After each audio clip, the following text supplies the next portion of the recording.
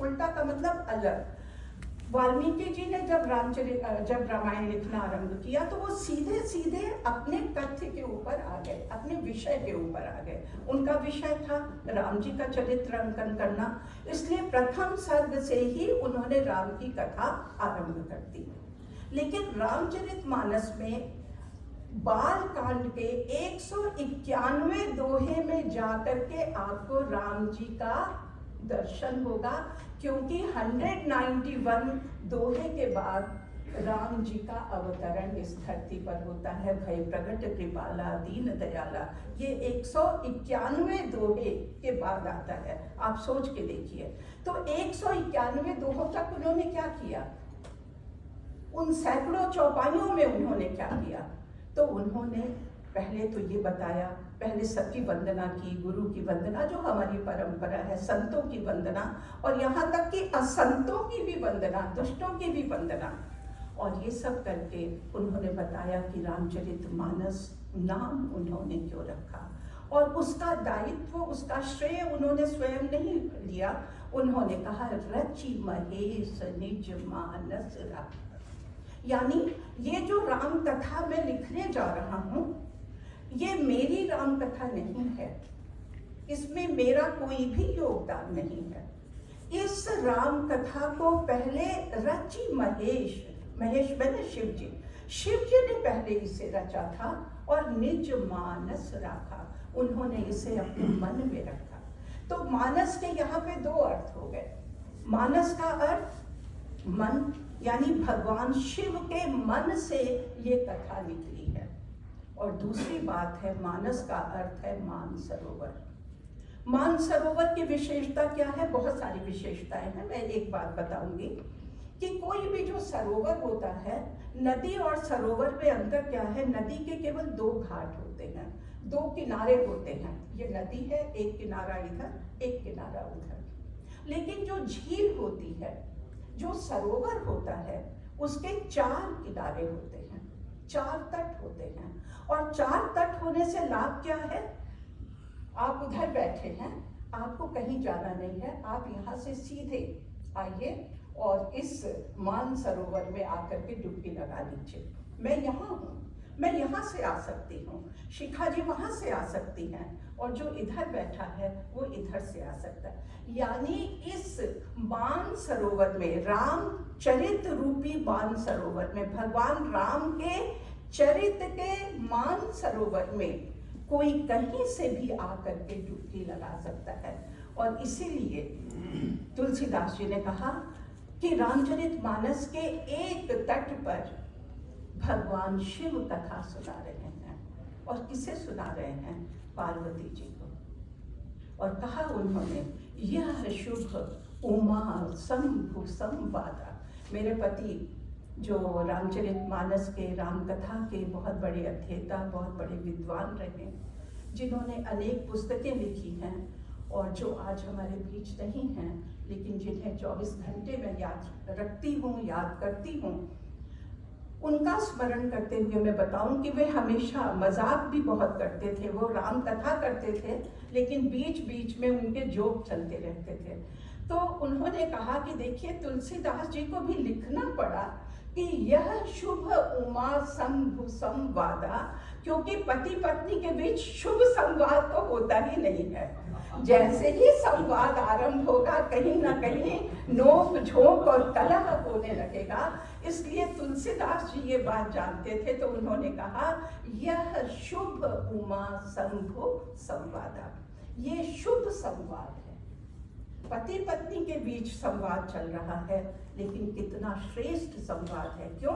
क्योंकि ये संवाद घर गृहस्थी का नहीं है, ये संवाद है भगवान राम के चरित्र का, उनकी लीला का, उनका यशोगान हो रहा है, इसलिए शुभ तो होना ही है।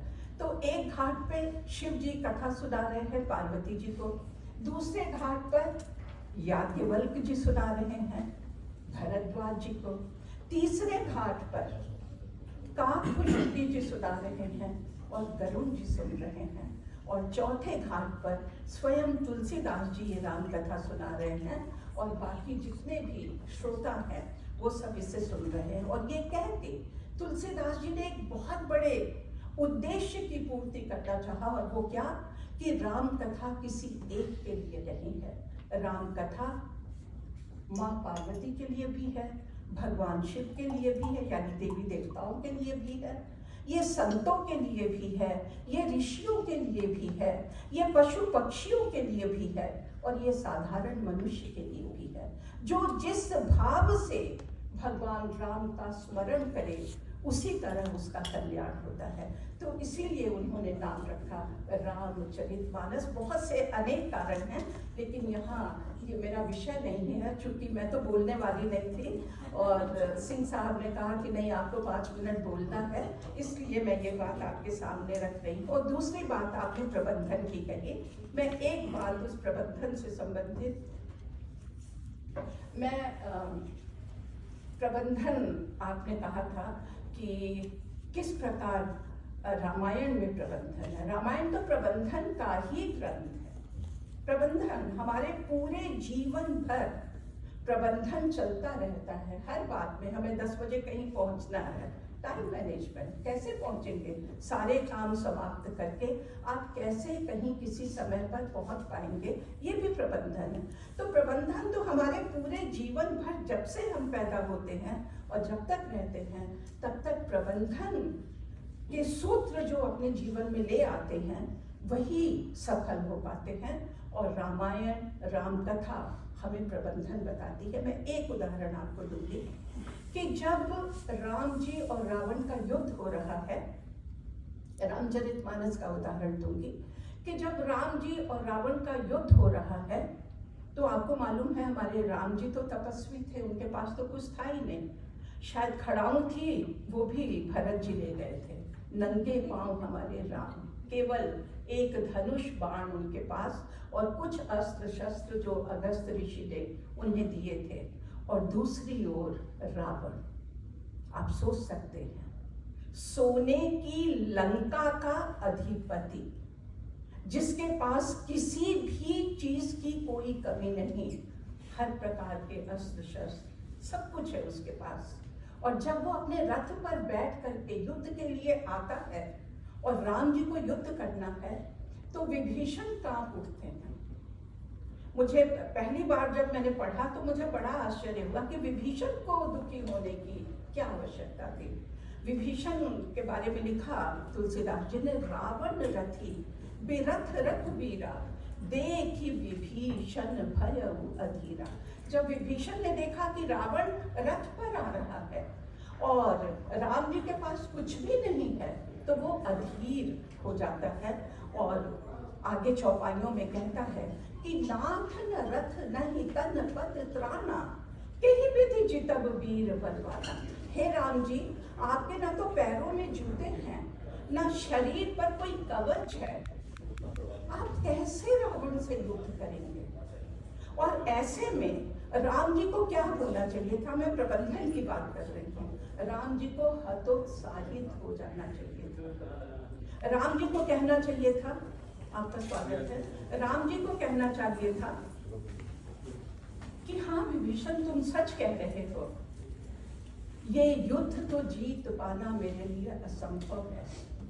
और उनकी जो मन की शक्ति है, जो मनोबल है, उसे क्षीण हो जाना चाहिए था।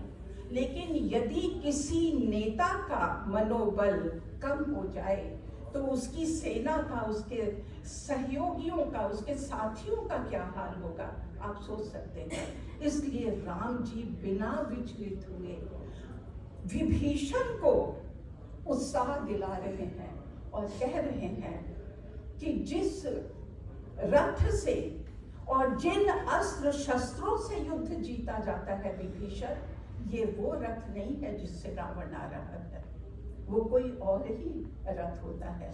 और पूरा वर्णन करके बताते हैं 11 चौपाइयों में कि किस प्रकार जब जीवन में श्रेष्ठ मूल्य आते हैं तब जा करके हम विजय प्राप्त कर पाते हैं। तो ये प्रबंधन का एक छोटा सा नुस्खा कि विपरीत से विपरीत परिस्थिति में भी नेता को कभी भी हतोत्साहित नहीं होना चाहिए, बल्कि उसे अपनी टीम का हमेशा मनोबल बढ़ाना चाहिए। और एक छोटा उदाहरण और दूंगी जो मुझे बहुत प्रिय है, कि जब अंगद को राम जी भेज रहे हैं दूत बना करके, सेना आ गई है, युद्ध आरंभ होने जा रहा है, हम होते तो युद्ध आरंभ कर देते, लेकिन राम जी पूरा समय ले रहे हैं और अंगद को भेजते हैं कि जाओ, युद्ध तो होना है लेकिन एक अंतिम बार हम प्रयास कर ले कि ये युद्ध रुक जाए।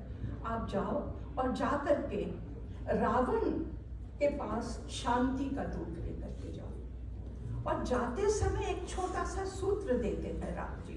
मुझे नहीं लगता कि पूरे विश्व में इस तरह की बात कोई अन्य कर सकता है। वे कहते हैं, काजू हमार, तुम जाके क्या कहोगे, जा तो रहे हो, रावण से कहना क्या है, दो बातें, काजू हमार ता सुहित हुई, रिपुसन करहु बतक ही सोई।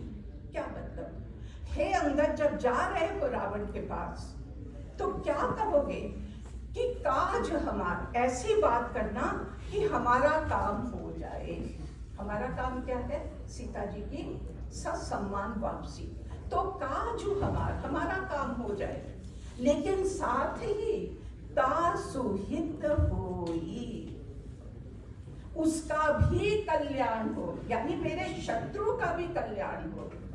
हम तो कभी नहीं सोच सकते हैं, हम तो बोलेंगे हमारा काम हो, शत्रु जाए जहन्नुम में, लेकिन राम जी को देखिए, राम जी कह रहे हैं हमारा काम भी हो जाए और तासुहित होए, मेरे शत्रु का भी हित हो।